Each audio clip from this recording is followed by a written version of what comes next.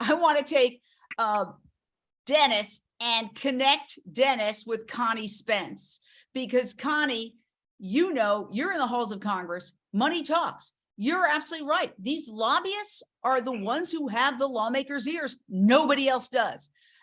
We know when there was some kind of tragic shooting at a baseball game in DC, it turns out the lawmakers were all playing baseball with the meat industry. So it's a club, and we need to get into that club, but money talks. If the fungi is making money and you guys get into the halls of Congress now, I'm not talking after the Farm Bill, okay? I'm talking tomorrow, next week, that you could get your pitch to lawmakers, because if they think you've got money and they think you're going to help them get reelected, they will listen to you. But honestly, not to sound cynical, that's pretty much the only way you're going to get them to listen to you. Go ahead, Connie.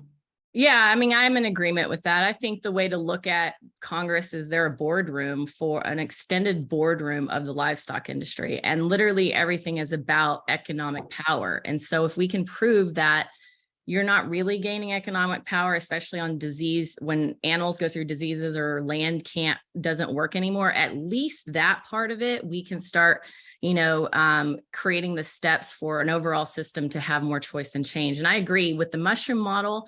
Any land, anywhere is such a great concept, from the North Pole to the South Pole, as you said, Dennis. It's like, I don't see why, when somebody says no to us, if they say no to something like that, it's because of a very strong bias. And so, yes, that does happen. We've had it happen. We've had the Farm Bureau block us, but there are ways to move around that. And so the point is that we need to know who is on our side. And if they absolutely deny something like this, where it makes so much sense, then at that stage, we have to, diversify our strategy again.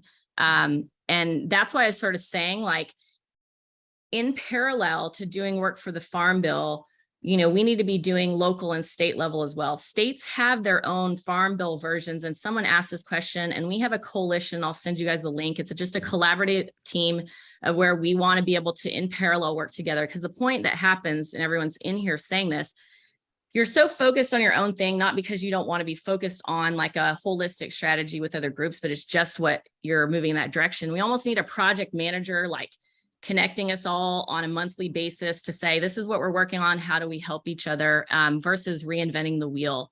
So we have a Farm Bill Fast Action Coalition collaboration team that I can send the link if people want to understand, and we can connect you with policy people on the West Coast and on the East Coast, like Eloisa on the East Coast. There's some West Coasters that teach local items, but the point is to integrate people that prove that there's money in it, like Dennis, into those conversations. And as long as Dennis and others are willing to help in those conversations, I think we can exactly prove that there's economic value and economic power to be had by giving, farmers options.